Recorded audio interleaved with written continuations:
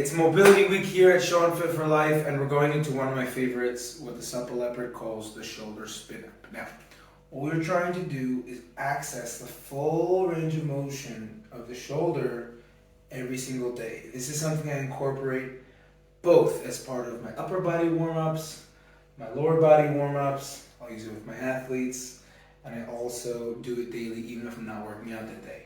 Just reminding my shoulder how to move in a full range of motion. So first we're doing small swivels. Notice how I'm going across the body, meaning I'm not just going overhead, I went all the way across the body. And I'm rotating as I go out. The functional range conditioning guys will call this CARS. Doesn't really matter what you call it as long as you do it. And the beauty of it all is that you're doing it slowly. So a lot of times, especially in sports, you see a lot of guys, doing these rapid arm circles, which may be great for getting your heart rate up. But what you really want to do is get that access and full range of motions. You might feel a little bit stuck here, and then you're just gonna rotate out. Okay, I'm gonna do around 5 to 10 of those, and I'm gonna go the other way. Same concept, rotate all the way out, and go all the way through. And then again, rotate all the way out. Feeling a little bit tight. This end range means I'm tight in my external rotation specifically. And all the way through. Alright, I'm gonna quickly do the other side, then we'll move on to the next one. Notice how even though I'm doing a little bit faster here, I'm still controlling it. I'm not just doing those, random swivels, although you're welcome to do those after you do this. Now, what you want to do is feel free to spend a little bit more time on the tighter side. So I know my right side is tighter, so I'm always going to add an extra few reps on the right side. Okay, same concept. This is fantastic for your warm-up for bench pressing, shoulder pressing, push-ups, cycling, running. Anything you're going to do that's going to involve your upper body in any way. Even like, putting your head overhead to catch a football.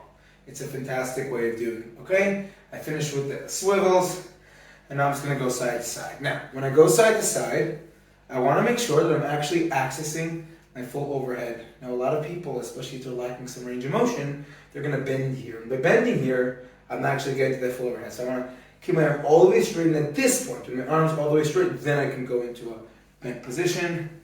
Nice and easy. I picked up the pace a little bit, picked up that momentum, up and down, getting a little bit out of breath here, had a little bit of a long week. And next up, we're going to add rotation. Now, when we do rotation, I'm not just swinging back and forth. What I'm actually doing is I'm lying my shoulder blade completely around forward and then completely back. And then the other side, my shoulder blade completely around forward and completely back. What's happening is one shoulder blade is going forward and one shoulder blade is back. Now, if you'll notice, my lower body is swiveling as well, and that's perfectly okay. In fact, I encourage that to add some hip rotation as well. But the focus is on the upper body. So don't just, a lot of people that just kind of get a spinal hip rotation. We're trying to allow the scapula to go forward and back. We're really feeling a good stretch in the rhomboids.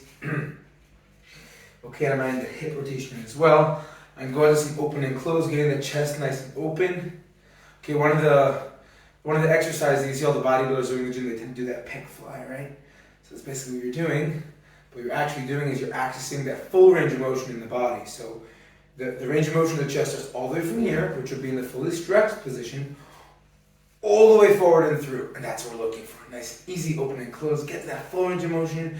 Feel if there's any tightness. Then we're going to go up and down. Ooh. And you might even notice that it's a bit easier to go up and down now after you loosened up your shoulder a bit. Notice how I picked up the pace. You can go slower and controlled if you want. And you go to end range a bit. Feels good. Sweet. Last up, they call us the Conor McGregor. We're going to internal and external rotation. And before you start swinging your arms around like a monkey, understand what we're doing. We're trying to take your shoulder and we're trying to rotate it internally and externally. So you're going one in the front and one in the back. And you'll notice, look at that swag. Shout out to Gideon Rees. Notice how you are really getting your shoulder in this position, which for me is very difficult on my right side. My left side I find a little bit easier. You can see the difference here.